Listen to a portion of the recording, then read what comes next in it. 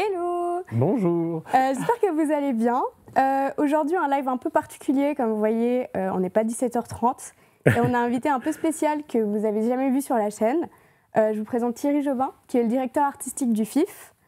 Il vient spécialement aujourd'hui pour nous présenter la programmation de la 39e émission du Festival international du film de Fribourg. Et moi, c'est Emma, c'est moi qui vais présenter ce live. Je suis stagiaire à Icon Lab et également cette année au FIF. Donc, Bonjour, c'est mon premier Twitch. C'est mon premier Twitch, alors j'espère que je ne vais pas dire trop de bêtises. Tout va bien. J'espère que je vais regarder la bonne caméra. C'est le contraire du passage piéton. Hein. Quand c'est rouge, on peut parler. Quand c'est vert, on ne peut pas parler. Donc voilà, je vais essayer. Exact.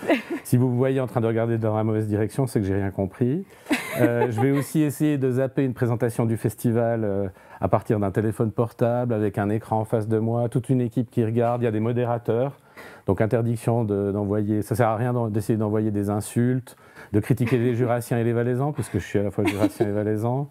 On va y aller, parce qu'on n'a que... 45 minutes. 45 minutes, parce qu'on veut aussi des questions, on veut aussi des remarques, on veut aussi des envies, peut-être pas pour cette édition qui est la 39e, mais pour la 40e l'année prochaine.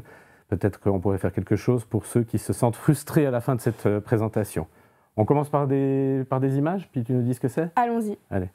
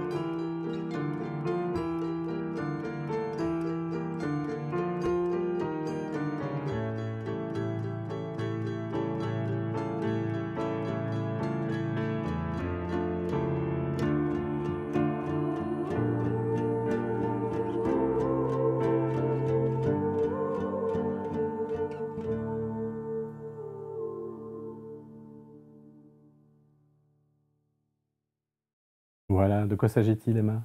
C'est le pré-générique du FIF, qui est chaque année réalisé par la session de Icon Lab. Donc là, c'était la session dernière. Je ne sais pas les noms exactement de qui a participé sur le projet, je ne veux pas en oublier un. Ouais. C'est juste j'en connais quelques-uns, mais je ne veux pas oublier. Mais en tout cas, on peut leur dire bravo. Bravo à eux, Ouais. Génial. Et on a également une personne de notre session, Raphaël Douce, qui a géré la colorimétrie avec Benoît Dietrich. Pour le son. Un grand merci. Ah oui, pardon. Ouais.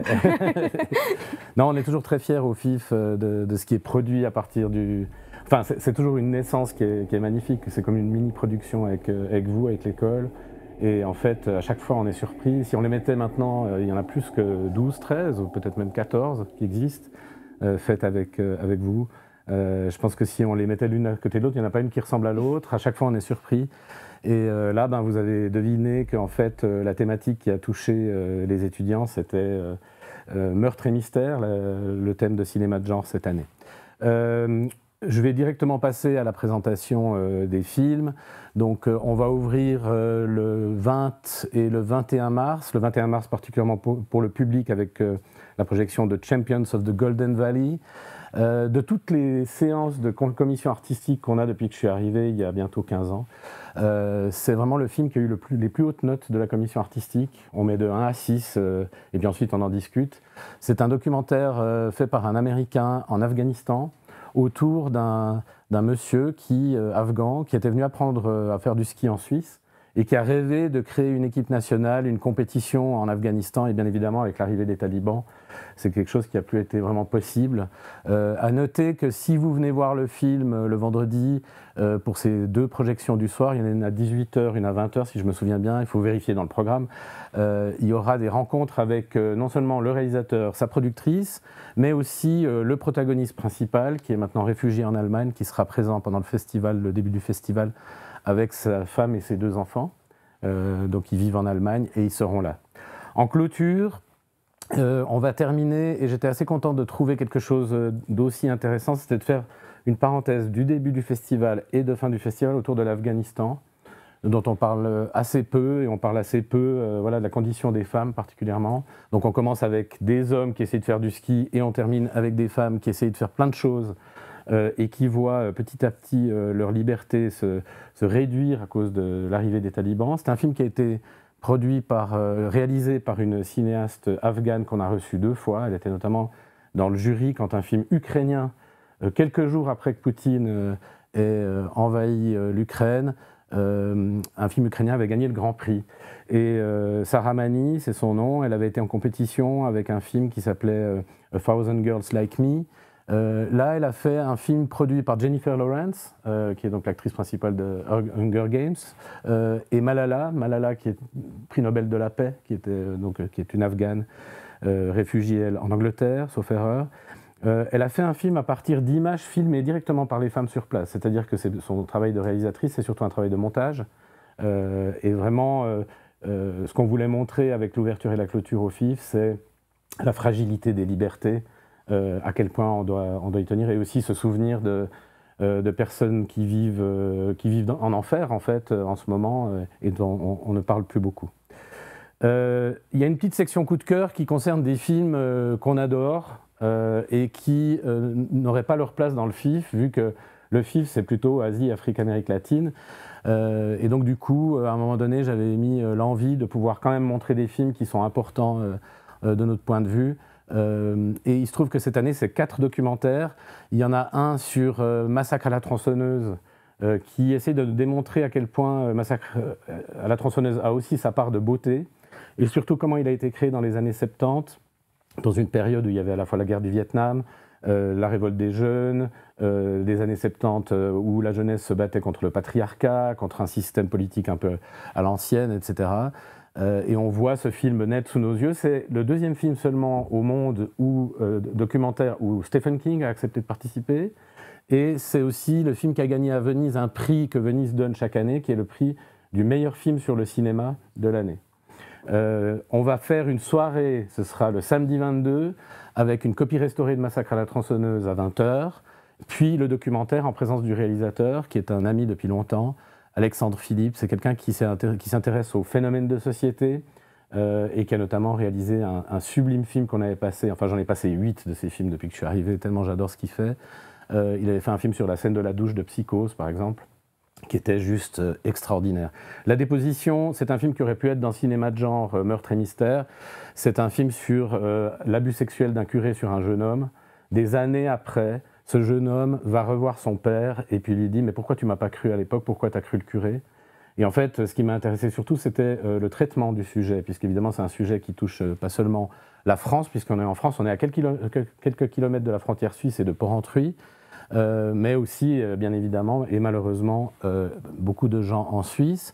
Striptease intégral, ça va rappeler le nom striptease quelque chose à tous ceux qui regardaient France 3 ou la télévision belge dans les années 80 et 90. C'était une émission de petits sketchs documentaires sur des personnalités totalement incroyables qui étaient filmés par une équipe qui passait une semaine avec ces sujets et qui ne gardait que 13 minutes de cette semaine. Il m'avait expliqué qu'il ne prenait jamais les 3 premiers jours, parce que les 3 premiers jours, les gens regardent la caméra, alors qu'ensuite, ils se libèrent. Je ne vais pas décrire chaque film comme ça, mais j'y tenais beaucoup à ceux-là, parce que, voilà. Et donc, la striptease intégrale, ça commence à Dubaï, ça finit dans un atelier, on va dire, je ne sais pas comment on appelle ça, une salle de médecin légiste, où on voit un médecin légiste disséquer un corps, et à travers 4 ou 5 sketchs, des influenceurs à Dubaï jusque la dissection d'un corps, c'est un film qui, en quelques sketchs, parle de la vanité humaine. Et enfin, Alexandre Tranois, qui est un film que je crois l'Acon a choisi pour montrer à ses élèves, et je pense que c'est une très bonne idée. C'est un film tout à fait passionnant, et moi je l'ai déjà regardé 3 fois, sur Alexandre Tranois, qui est un monsieur qui aurait dû être connu dans l'histoire du cinéma parce qu'il avait des projets avec Marlène Dietrich, avec Lino Ventura, avec plein de gens, qu'on voit d'ailleurs témoigner dans ce documentaire, Jean Rochefort, etc. et qui n'a jamais réussi à terminer un film. Donc en fait, il est absent totalement de l'histoire du cinéma. Et en fait, la question intéressante dans ce documentaire, c'est comment on raconte l'histoire d'un homme qui n'a laissé aucune image. Et en fait, pour ceux qui le verront, et particulièrement les élèves, les étudiants et étudiantes de l'EICON, je pense que c'est un exercice qui est extrêmement intéressant. On passe à la compétition internationale de long métrage. C'est toujours 12 films chaque année. 12 films qui vont de la Chine. Je suis très content parce qu'on a 3 films qui viennent d'Afrique, on a 3 ou 4 films qui viennent d'Amérique latine, et puis on a aussi l'Asie qui est représentée, vraiment de manière assez large. Il y a du cinéma de genre, il y a des films de combat, et particulièrement de combat de femmes. Il y a beaucoup de films où les femmes combattent, en fait, pour leur liberté. Je pense à un film brésilien comme Señoritas. C'est en fait le combat pour le plaisir, et même, je dirais, l'orgasme de personnes du troisième âge qui se retrouvent un peu seules, et puis qui se disent « mais c'est pas parce qu'on est dans le troisième âge qu'on n'a plus droit à avoir du plaisir ». Il y a beaucoup de films, étonnamment, et vous le verrez dans un espèce de petit mash-up qu'on a fait à partir de tous ces films de compétition internationale long métrage et court métrage. Il y a beaucoup de films où il est question du rapport entre les hommes, et les femmes et les animaux, et où on se rend compte que les animaux vivent presque mieux que les êtres humains. Il y a quelques films, et même dans d'autres sections, où il y a un problème de nourriture, en fait, qui est plus suffisante pour les humains, et où on fait attention presque plus aux animaux. Par exemple, Zafari, qui est un film qui vient du Pérou, réalisé par une cinéaste du Venezuela. C'est un film où une famille assez riche, qui a une maison avec une piscine comme ça, se retrouve avec la construction d'un zoo en face. Et dans le zoo, il y a notamment un hippopotame. Et en fait, chaque jour, les gens qui n'ont, eux, plus rien à manger, et pourtant ils ont une piscine et tout, ils voient l'hippopotame se goinfrer jusqu'à satiété. Ça, c'est vraiment quelque chose d'assez intéressant. C'est une espèce de sentiment de fin du monde, comme ça, où tout à coup, les êtres humains se retrouvent un peu seuls, dans une sorte de survie, et où l'animal, la nature, a pris une place qui est assez nouvelle. Et je dirais même, et ça fait écho avec le monde dans lequel on vit, avec les nouvelles internationales, etc., que les humains sont presque plus bestiaux que les animaux. Pour le jury des longs métrages, on a la chance de recevoir Derek Hudson, qui est un immense photographe, qui est quelqu'un qui a été à la fois au Salvador et au Rwanda au moment du génocide, mais aussi qui a photographié les Rolling Stones ou David Lynch, qui a été au Festival de Cannes et dans les défilés de mode parisiens, qui a été dans les ateliers des plus grands artistes, et voilà, il va venir nous rendre visite. Il y aura notamment une rencontre avec lui où je me réjouis de pouvoir l'animer. Il va nous présenter quelques photos de sa carrière et nous raconter un peu comment elles ont été faites. Asha Magrati, c'est une actrice qui vient du Népal, et productrice. Elle joue dans un film de la section cinéma de genre qui est Pooja Sœur, j'y reviendrai. Et puis Anna Pierit-Surcher, c'est une actrice suisse qui vient de la Chaux-de-Fonds, qui joue beaucoup en Suisse alémanique, et qui est là aussi pour parler de cinéma de genre, meurtre et mystère, puisque elle a joué dans beaucoup de Tatort, qui est vraiment la série policière connue de tous les germanophones. Compétition internationale court-métrage, c'est 3 programmes pour 16 films. Et là aussi, vous verrez, il y a beaucoup de combats de femmes. Et en fait, c'est presque toujours comme ça depuis que je suis dans ce festival. C'est souvent les femmes qui font le plus de courts-métrages. Donc on sent que c'est elles qui vont, à un moment donné, et je l'espère aussi peut-être prendre le dessus, ou au moins arriver à égalité avec le nombre d'hommes réalisateurs. Et on a des sujets qui sont tout à fait stupéfiants parce que, par exemple, il y a beaucoup de films iraniens, et il y a notamment un qui parle d'avortement en Iran, ce qui est vraiment un sujet voilà, assez tabou. Il y a un autre qui parle d'un personnage trans à Téhéran, ce qui est vraiment là aussi un sujet où on se demande comment les autorités iraniennes ont laissé passer ce film. Ce qu'on peut dire, c'est que, comme toujours, et des grands cinéastes iraniens ont pu le raconter ici, par exemple Mohammad Rasoulov, qui a été nominé aux Oscars cette année, me disait qu'en fait, les autorités iraniennes laissent sortir beaucoup de choses comme ça, mais ces films-là ne sont jamais projetés dans le pays lui-même. Ils sont projetés à l'extérieur pour une sorte de soft power, pour dire « Regardez, finalement, on n'est pas si terrible avec la liberté d'expression ». Et voilà, donc vraiment beaucoup de choses à découvrir, beaucoup de genres différents. Il y a de l'animation, il y a du documentaire, il y a de la fiction. Le jury est composé d'Alexandre Philippe, le réalisateur du documentaire sur Massacre à la tronçonneuse, Tamer Rugli, qui est un cinéaste suisse qui a fait un très beau film qui s'appelle Retour à Alexandrie avec Nadine Labaki, et puis Sarah Palais, que vous avez vu dans Platschpitz Baby, si vous avez vu Platschpitz Baby, et qui joue aussi une policière, et on va faire une rencontre entre Anna Pierry et Sarah Palais, une rencontre autour de jouer une policière dans une série en Suisse, puisque c'est l'actrice principale de la série Wilder, qui a notamment été tournée dans les Franches-Montagnes, et comme je le disais, ça me touche particulièrement puisque je viens de là. Ensuite, il y a un nouveau jury, on a une nouvelle collaboration avec Prosenectute, et dans les idées qu'on avait pour mettre en avant cette collaboration, tout à coup on s'est dit, mais on a un jury des jeunes, pourquoi on ne ferait pas un jury des seniors? On a beaucoup de cinéphiles, beaucoup de fans du FIF, qui sont des gens à la retraite, qui sont des grands cinéphiles, etc. Donc pourquoi pas puiser dans ce terreau-là. Et en fait, inutile de vous dire que ça n'a pas été difficile de trouver 3 personnes qui acceptaient de venir juger les courts-métrages. Lors de la prochaine édition, ce sera la première fois et certainement pas la dernière.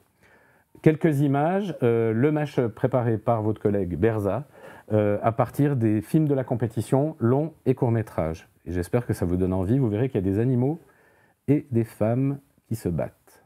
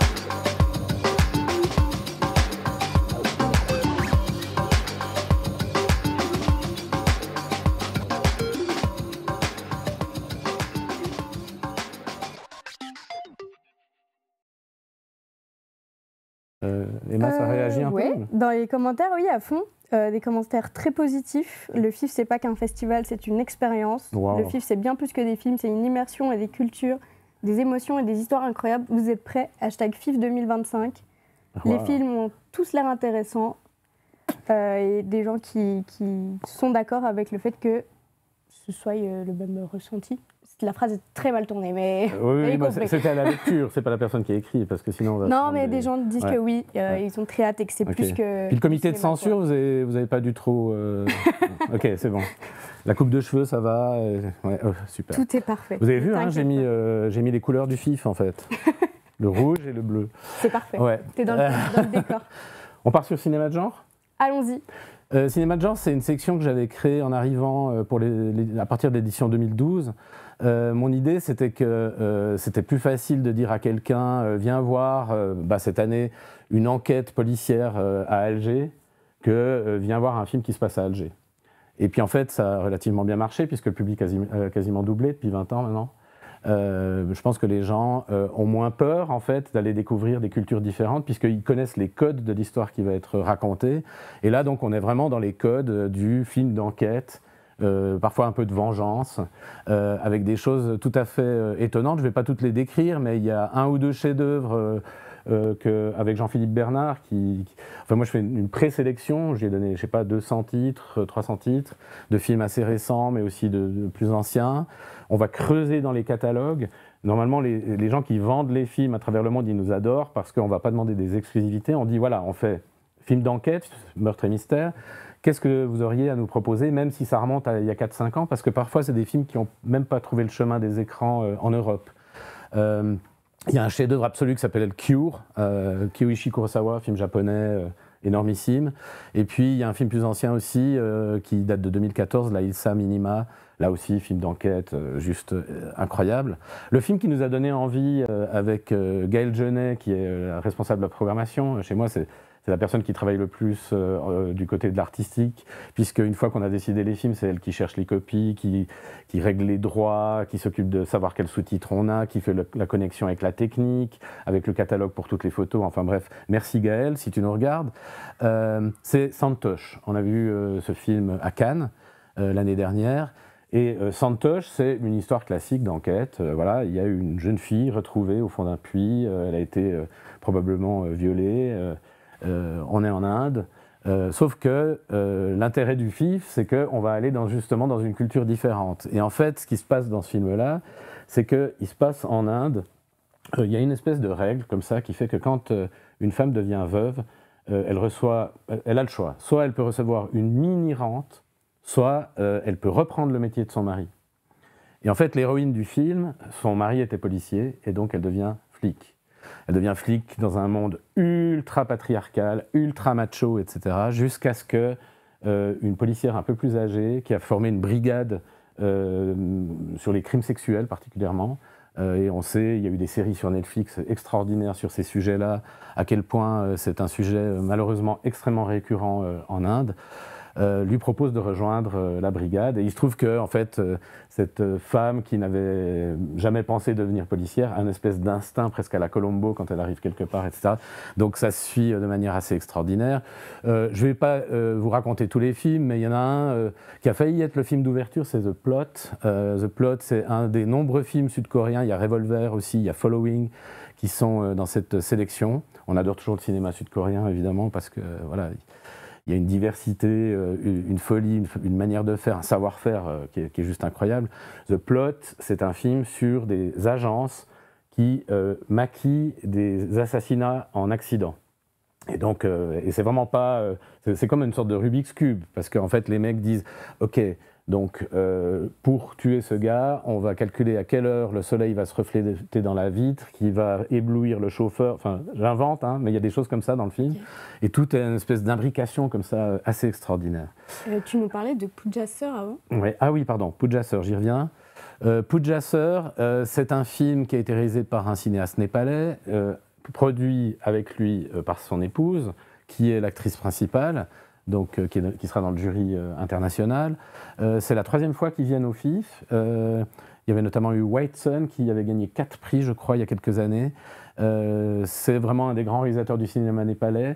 Et là, on est dans l'enquête d'une femme lesbienne au Népal. À chaque fois, hein, c'est comme ce que je disais sur le cinéma iranien, c'est incroyable en fait à quel point les sujets qui peuvent paraître tabous comme ça le sont peut-être parfois moins que chez nous. Et en fait, elle doit enquêter, je crois que c'est la première femme policière en vrai, puisque c'est un personnage qui a plus ou moins existé, qui doit enquêter sur la disparition d'enfants d'une ethnie très précise, à un moment précis de l'histoire du Népal. Et donc là, on est dans l'enquête sur un kidnapping, où, bien évidemment, la femme se fait tout le temps bouter hors de l'enquête. Dès qu'il y a le moindre journaliste qui vient poser des questions sur l'enquête, c'est le chef de la police qui répond et jamais celle qui est en train de faire. Enfin voilà, il y a tout cet aspect aussi qui existe dans ce film.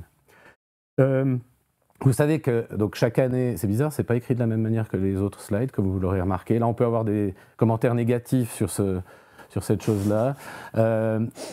Depuis la pandémie, quand on a annulé l'édition 2020, on recevait 16 000 catalogues. Et c'était horrible à cause de la pandémie, hein. Et en fait, les gens ont commencé à venir sonner au bureau pour nous acheter des catalogues du festival qui n'avaient pas eu lieu. Et certains mettaient 200 francs, d'autres 5 francs, etc., pour nous soutenir. Et on s'est dit à ce moment-là, avec Philippe Cliva, qui est le directeur opérationnel du FIF et qui manque lui aussi jamais de bonnes idées, eh ben, on s'est dit, et si on réalisait un truc qu'on avait connu quand on était plus jeune, TV à la carte, alors les plus anciens qui regardent Twitch, s'il y en a, s'en souviendront, c'est qu'il y a un moment à la télévision suisse romande pendant l'été, on pouvait téléphoner pour choisir un des 3 films qu'ils nous proposaient. Et en fait, on s'est dit, les classiques qu'on va mettre dans le cinéma de genre, le public pourrait très bien les choisir, Et donc chaque année, on soumet 50 films dont on saura qu'on aura les droits et des copies au public par La Liberté, les Freiburger Nachrichten et sur notre site. Et c'est environ 300 personnes qui votent à chaque fois. Et ils ont voté pour ces films, donc le Silence des Agneaux, j'allais dire Le Seigneur des Anneaux, Le Silence des Agneaux, Seven qui fête ses 30 ans, Vertigo d'Hitchcock et Fenêtre sur cour d'Hitchcock, dans des copies hallucinantes. Donc si vous n'avez jamais vu ces films, en plus vous les verrez dans des copies dingues. Et 8 femmes, qui était un peu la surprise du chef, enfin du chef du public, puisque nous personnellement on l'aurait peut-être pas mis. Mais ça donne tout à coup une diversité qui est assez dingue. À noter sur Seven qu'il va y avoir une soirée assez marrante. Projection le lundi 24, Seven à 4h de l'après-midi. À 18h, il y aura Nicolas Feuze et Mark Foltenhauer, qui sont les deux grandes stars du polar, écrivains, du polar suisse roman, qui viendront parler de Seven, de l'influence de ce film depuis 30 ans sur eux-mêmes, sur leur goût du glauque, etc. Et puis, on fait comme depuis 4 ans maintenant, on va refaire un film, un repas. Donc, pour ce film-là, le lundi 24, toujours, à la Brasserie du Boulevard, il y aura une soirée dédiée au film Seven. Alors, je ne sais pas exactement ce qu'ils ont prévu, si c'est sur les 7 péchés capitaux ou une murder party, voilà. Mais inscrivez-vous, il faut réserver pour être sûr d'avoir une table. Ce qui est sûr, c'est que Feuze et Foltenhauer voudront participer à ça. Ce sera peut-être le sujet de leur prochain bouquin, puisqu'ils viennent de sortir à 4 mains un bouquin qui s'appelle Ultimatum, et qui parle notamment de Fribourg, et de fondu moitié-moitié, sur fond de crime, bien entendu, bien glauque. Un film, un repas, j'en parle juste là, mais en gros, il y en a presque tous les jours, c'est dans le programme là aussi, il y a l'occasion d'aller manger asiatique, chinois, latino-américain, etc., après un film, et je sais que les gens apprécient de plus en plus cette expérience de voir un film, puis ensuite d'aller prolonger le plaisir du film avec le goût, le toucher et l'odeur. Ensuite, me permets de te couper car tu as des fans en fait. J'ai des fans ? Ah mais énormément. Ça va beaucoup. Il y a des commentaires vive Thierry Jobin. Non mais... Une pépite à recommander du FIF cette année. Ah, j'ai pas fini la présentation, mais il y en a, ouais. Alors on revient là-dessus à la fin. À la fin, je dirais, ouais. FIF plus live Twitch plus bonne humeur est égal soirée parfaite. Quelqu'un a dit que ce n'était pas midi, mais... Enfin, c'est midi et pas la fin de journée. C'est vrai, la bonne humeur est hyper importante. Chaque année, il nous offre une programmation audacieuse et captivante. Quelle est votre plus belle découverte grâce à lui ? Hashtag merci Thierry. Oh, c'est chou. Quand Thierry Jobin parle de ciné, on écoute. Thierry Jobin, le maestro du FIF. Son amour du cinéma se ressent dans chaque sélection. Quel film du FIF vous a le plus marqué de ces dernières années ? Hashtag Jobin Sélection. C'est nous qui devons dire. Ah, c'est toi du coup. Oh là, je dirais ça à la fin, mais c'est impossible. Qu'est-ce qu'il y a encore ? Le cinéma sri-lankais, ma raison de vie. Ah ouais, ça va venir, je vais en parler. Que du love sur Thierry. Oh, Thierry le boss. Maestro. Quel est fan. Je vois l'équipe qui est en train de rigoler dans les bureaux, puis qui se dit zut, c'est un boss, c'est un maestro qui va rentrer au bureau. Ah, il y a des énormes pavés. Mais il ne faut pas hésiter à critiquer non plus, parce que ça nous donne des idées, en fait. On apprend plus des critiques que des compliments, parfois. On continue ? Et puis on revient au truc. Hein, let's go. Ok. Découverte en famille, donc voilà, c'est des films qui sont aussi présentés pour les scolaires, mais il y avait des parents qui se plaignaient qu'en fait on ne pouvait pas voir autrefois au FIF des films aussi en famille. Et donc on avait créé cette section il y a maintenant, je ne sais pas, peut-être une dizaine d'années. Bon, pour moi, super sélection. Hein. Il y a des films dès 3 ans, les petits courts-métrages qui sont en bas du dia, là. C'est des films muets, enfin sans dialogue, pas muets, mais avec de la musique. Et puis, il y a des films assez extraordinaires qu'on a trouvé de nouveau aux 4 coins du monde. Je pense particulièrement au 4e, là, que j'adore. Ça s'appelle The Storm. C'est un film d'animation chinois qui vraiment s'adapte à la culture chinoise, à la culture graphique. Donc on est vraiment dans une histoire presque classique qu'on pourrait voir dans un Disney, sauf que c'est toute la culture chinoise. Ça n'a plus rien à voir. Alors j'ai vu sur Facebook qu'il y a quelqu'un qui a critiqué le fait qu'on avait mis Blanche-Neige. Alors je tiens à préciser tout de suite que Blanche-Neige, pourquoi il est là ? Parce que en fait, Arena Cinéma nous offre ces 10 salles, et avec 100 films, parce que je tiens beaucoup à ce qu'on reste à 100 films, on n'arrive pas à remplir les 10 salles. Et donc il y a toujours une salle qui est la plus petite, la 2, où chaque année, depuis qu'ils nous offrent les 10 salles, on met un film qui poursuit sa carrière.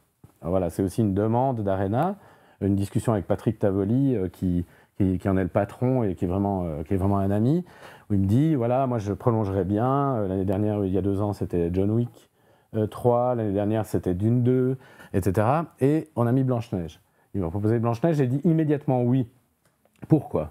Parce qu'on proposera aussi un autre Blanche-Neige. Alors là, c'est un crash test cinéphile absolu, puisqu'on va proposer dans une autre section un Blanche-Neige en noir et blanc, celui-ci, muet, Blanca-Nieves, exactement, Pablo Berger, qui est juste derrière moi, je ne sais pas si on voit l'affiche, qui est vraiment noir et blanc, c'est un film récent, hein, noir et blanc, muet, dans le milieu des toréadors, d'une liberté totale, vraiment un truc complètement dingue. Et le Blanche-Neige de Disney, qui est, on peut le dire, disons, je pense, la quintessence du politiquement correct Disney en 2025. Donc je pense que voir les deux, si possible, la même journée, ça va être un crash test assez intéressant, aussi sur notre manière d'être, la moralité aujourd'hui, toutes les limites et tout ce qu'on se fixe pour le vivre ensemble. Je continue avec Décryptage. C'est une section qui a été construite avec l'Université de Fribourg. Je suis vraiment très content parce qu'il y a 3 sections sur lesquelles on a collaboré, le Sri Lanka, Meurtre et Mystère et cette section. Là, c'est carrément programmé par l'université, puisque les cours du professeur Gilles Habert et de Cédric Cordoba sont consacrés cette année en histoire contemporaine à l'influence soviétique, si on veut, sur le cinéma africain, des débuts notamment. Ça s'appelle l'Afrique au-delà de la guerre froide. Pourquoi ? Parce qu'en fait, les grands cinéastes africains qui ont commencé l'histoire du cinéma africain ont appris le cinéma à Moscou, à Prague, en Pologne. Et en fait, on ne se rend pas compte de cette influence-là. Ça nous permet de... Donc les films seront présentés par des étudiants de l'Uni qui bossent là-dessus sur tout le semestre. Donc ça sera assez intéressant. Et en fait, ça nous permet de passer 3 chefs-d'œuvre d'un seul coup. Chronique des années de Braise, Palme d'Or 1975. Je pense que quasiment plus personne ne l'a vu depuis hyper longtemps. Je ne me souviens même pas qu'il est passé à la télé. Moi, je suis toujours en train de regarder ce qui continue à passer à la télé. Le mandat de Ousmane Sembene, qui était l'homme qui avait dit « En fait, le cinéma est fait pour l'Afrique parce que c'est un art, l'Afrique, c'est l'oralité et l'image. » Et puis Sambi Zanga, qu'on avait déjà passé dans l'édition 2016, que j'avais dédié entièrement au combat des femmes, toutes les sections. J'avais demandé à une trentaine de cinéastes femmes dans le monde quels étaient les plus beaux films réalisés par une réalisatrice. Et en fait, Sambi Zanga était dans les 5 premiers. Film de Sarah Maldoror, qui, j'ai vu, est honoré au Centre Pompidou. Non, le Centre Pompidou est en travaux, mais un autre endroit important à Paris ces temps. Donc là aussi, l'occasion de voir un film rare. Ensuite, Nouveau Territoire Sri Lanka, on en a presque parlé grâce à quelqu'un qui a l'air d'être accroché à cette section. Cette section, elle se décline en un programme de court-métrage et 9 longs-métrages qui sont à la fois des documentaires et des fictions, qui ont été choisis par Kirtigan, qui est le curateur. Kirtigan Sovakumar, c'est un cinéaste qui s'est exilé du Sri Lanka pour arriver en Suisse, qui a fait L'Écale et qui a réalisé notamment le film Le Gap, qu'on va passer dans donc il l'a pas sélectionné lui-même, c'est moi qui lui ai un peu dit, il faut quand même qu'on mette un de tes films, qui était vraiment un film sur le racisme en fait ressenti en Suisse par une Sri Lankaise. Il y a des documentaires, par exemple un documentaire sur Mia, là, qui avait chanté avec Madonna au Super Bowl. Et en fait, c'est un film documentaire assez extraordinaire, un peu comme le film de Sarah Mani qui fait la clôture. C'est un film fait à partir de 23, 27 ans, je ne me souviens plus, d'images filmées par elle-même depuis son exil, comment elle a ressenti le racisme quand elle est arrivée en Angleterre, et puis ensuite toute sa carrière qui décolle, et voilà. Pourquoi j'ai choisi Sri Lanka ? En fait, chaque année, je choisis le pays en fonction de différents signes qui peuvent arriver. Ça peut paraître complètement absurde, mais en fait, ça commence comme ça. Je vois d'abord Tentigo, qui est le deuxième en bas.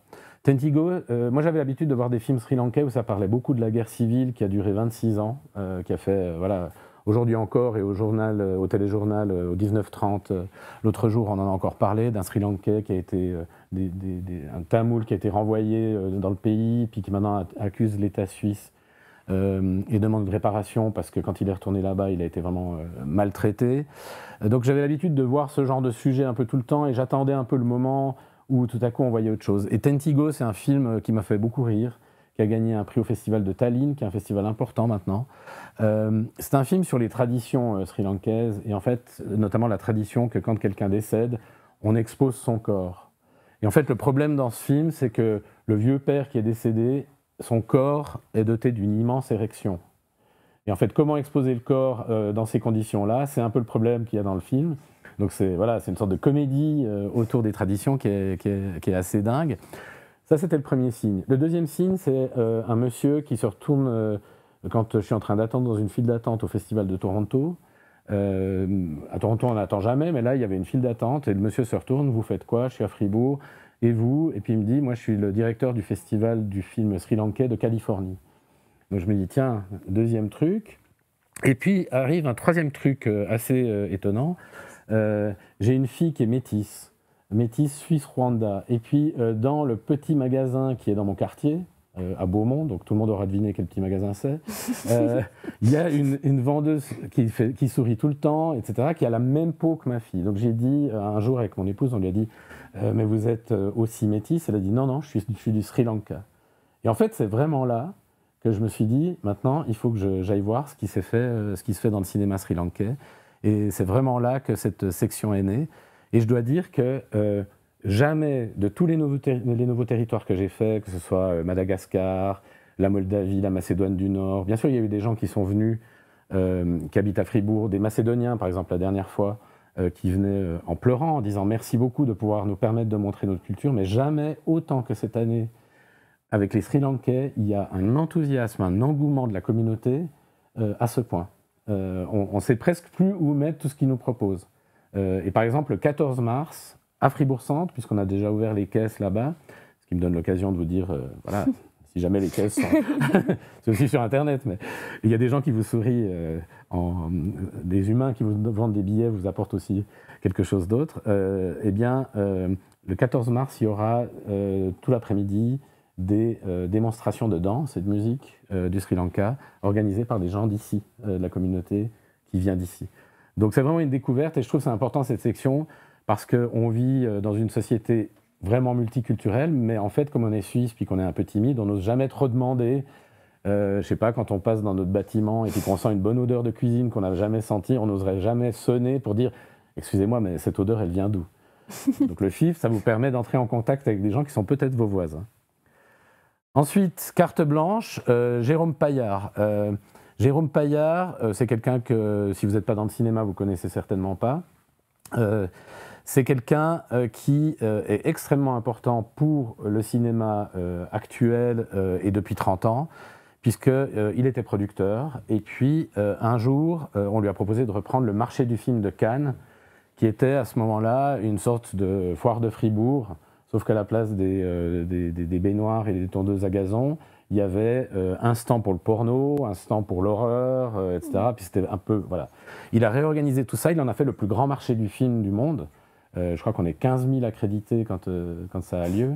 C'est l'occasion pour le FIF, c'est là qu'on trouve en fait nos sections la plupart du temps. C'est là que j'ai trouvé du Sri Lanka. C'est là que on a pu confirmer que c'était bien là qu'on allait aller. Nous, à Cannes, on ne voit pas de film, on y va avec Gaël Genet. Et en fait, on fait des rendez-vous. Enfin, on voit quelques films, mais on fait surtout des rendez-vous entre 60 et 90 rendez-vous par année. Des rendez-vous de 30 minutes avec des gens qui ont des catalogues, des films qui vont venir. Et vraiment, c'est le seul endroit au monde où on peut le faire, où on peut faire cette rencontre-là, avec vraiment des films qui viennent des quatre coins du monde. C'est vraiment des milliers de films qui sont annoncés. Et voilà, donc Jérôme Paillard, c'était quelqu'un auquel... voilà, c'est quelqu'un, d'abord, c'est un bon vivant, donc on aime bien ça au FIF aussi. Des bons vivants qui ont de l'humour, qui sont généreux. On parlait tout à l'heure de gentillesse, ou de... Je ne sais plus, quelqu'un a dit quelque chose autour de la bienveillance, de la convivialité. Voilà, c'est quelqu'un comme ça. Et on veut des gens comme ça, en fait, au FIF. On n'a pas envie de s'embêter avec des divas.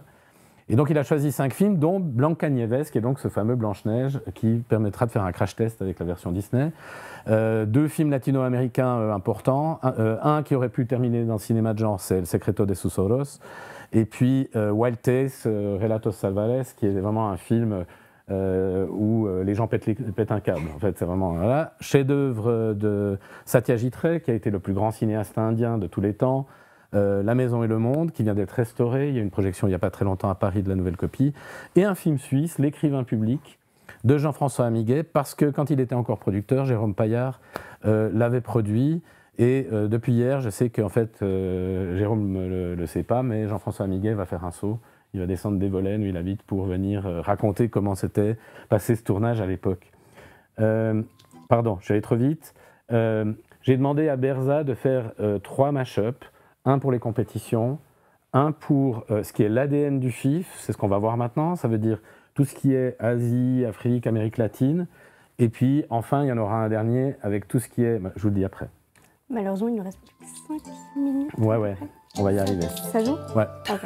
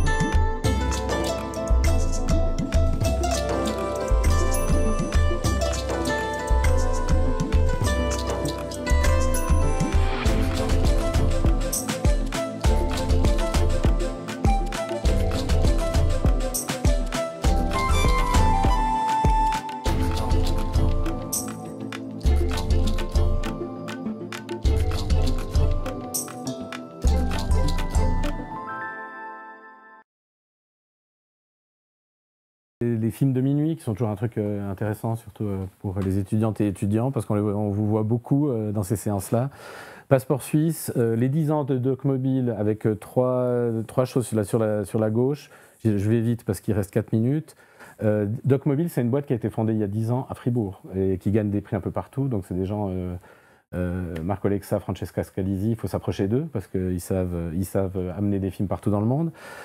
Prix Visa étranger, c'est le concours qu'on fait avec les films des écoles de cinéma de Suisse. Et puis, Une histoire de Fribourg, c'est le concours de court-métrage qu'on a lancé. Vraiment, je vous encourage tous à participer parce qu'on a eu 21 films pour cette première édition où le thème était la musique. L'année prochaine, ce sera un autre thème. Et en fait, moi, je pensais que les professionnels allaient gagner les prix principaux puisqu'il y a eu un jury. On va passer les 8 films qui ont reçu des prix ou des mentions.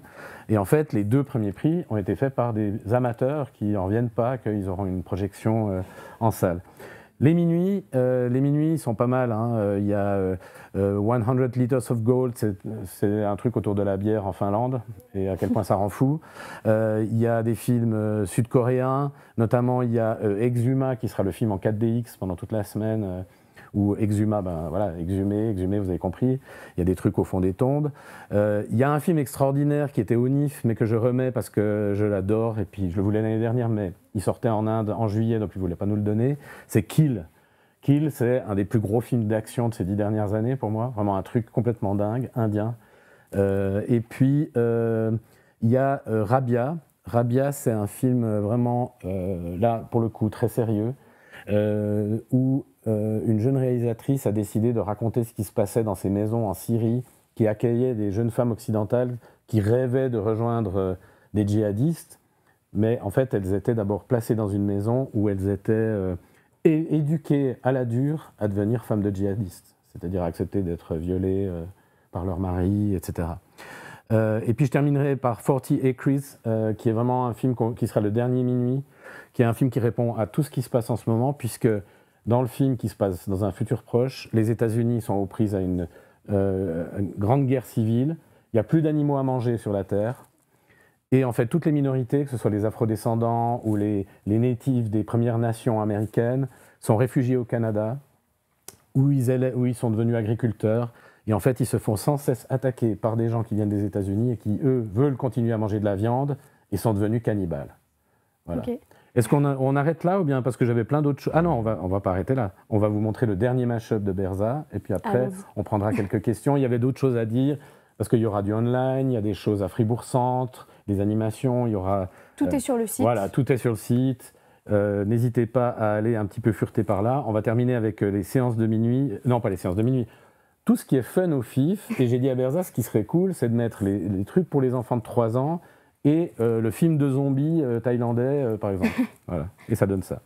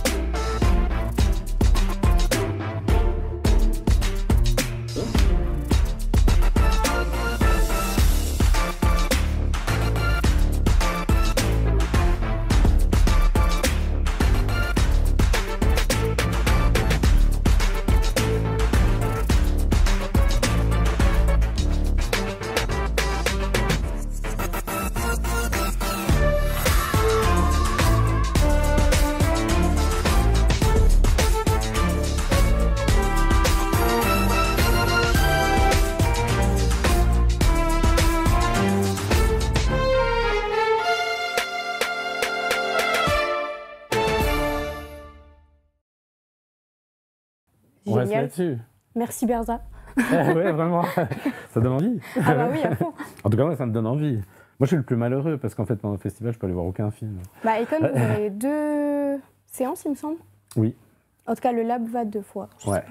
Alexandre Tranois. Ok, ouais. D'accord. Moi, j'ai envie de rebondir sur 2 questions que je trouve assez intéressantes. La première, c'est est-ce qu'il y a des tarifs préférentiels abordables pour les étudiants pendant le festival? Absolument. Alors, tout est dans le catalogue et dans le magnifique catalogue imprimé. Et je vais vous dire, ce qui est assez extraordinaire, c'est que le pass pour les étudiantes, les gens en formation en général, il est à 120, alors que le plein tarif, c'est 250. Ok. Donc 120, c'est vite calculé, hein, à partir de 10 films. Voilà, donc ça vaut vraiment la peine. Et puis après, évidemment, il y a le tarif étudiant sur la place. Clair. Oui, bien sûr. Et une autre question aussi très intéressante, est-ce qu'il est possible de retrouver certains films après le festival sur des plateformes, etc. Légalement, entre parenthèses. Légalement? Bah, c'est vrai que c'est toujours des films super intéressants, on n'a pas le temps d'aller tout voir et c'est frustrant. Voilà, alors, par exemple, le film de clôture, je ne devrais pas le dire, mais il est sur une des plateformes. En fait, cette plateforme, on l'a contactée. Et ce qui s'est passé, c'est qu'ils nous ont dit, mais normalement, les festivals ne nous demandent jamais. Et ils nous ont quasiment donné le film. Le film produit par Jennifer Lawrence. Non, ce qu'il faut dire, et puis c'est un peu la spécificité du film, c'est pas un film c'est pas un festival d'avant-première. Il y a beaucoup de festivals où on voit des films qui sortiront ensuite. Chez nous, on aime bien ce slogan, si tu ne le vois pas au FIF, tu ne le verras pas ailleurs. C'est vrai. Puis je regarde la caméra là, parce que c'est la première fois que je la regarde. En fait, sur toute la sélection, à part les classiques, hein, et les classiques qu'on voit difficilement dans des conditions aussi extraordinaires, par exemple les Hitchcock, eh ben, il n'y a que 3 films qui sortiront. Okay. Les autres, bonne chance, parce que Opération Undead, là, le film thaïlandais, peut-être vous le trouvez voilà, de manière pirate, probablement, mais il ne sera pas sous-titré en français. Ok, ouais. Voilà. Parce qu'on fait tout ce travail. Ouais, on fait tout ce travail aussi, et des fois, il n'y a même pas de sous-titres. Les films coréens, là, il y a très peu de chances qu'ils sortent. Enfin, ils ne sortiront pas, en gros. Donc, venez au FIF, parce que voilà, c'est le festival où on voit des films qu'on ne verra pas ailleurs. D'accord. Bah, Raison de plus pour venir en fait. Bah oui, du coup. Exactement. Sécher les cours. Non, non. Donc, on peut sécher les cours dans cette école? Je parle, il y a un responsable qui nous regarde. Est-ce qu'il y a encore des questions? C'est tout? Pour moi, c'est tout pour moi. Il n'y a plus de compliments? Ok, d'accord. Bon. Ben, merci beaucoup. Merci Emma, à toi. Merci à toute l'équipe. Hyper cool et encore merci au FIF de nous avoir prêté tout le matériel. Il y a eu des insultes finalement ou pas? Non. Oui, ça c'est un oui. C'est un nom qui ressemble. Non, ils ont juste faim. Il y a un fan club. Il y a un fan club? Ah ouais. Ok, ben à bientôt le fan club. Il ne faut pas hésiter aussi à nous approcher pendant le festival. Des fois on court, mais qu'est-ce qu'on adore discuter avec les gens, discuter des films, même s'ils ne vous ont pas plu. On est là pour... qu'est-ce qu'on a à vendre, nous? On vend de l'émotion. Et puis surtout, cette envie de tout à coup rencontrer des gens qu'on ne connaît pas, comme tout à coup, ben, vous allez rencontrer des Sri Lankais, vous allez rencontrer une bonne cinquantaine de cinéastes qui viennent des 4 coins du monde et qui sont là. Il ne faut surtout pas hésiter parce qu'on ne veut pas un festival avec des barrières VIP, etc. C'est vraiment un festival où vous pouvez rencontrer les gens. C'est génial. À la semaine prochaine. À bientôt. Bye, merci beaucoup d'avoir suivi. Mangez bien.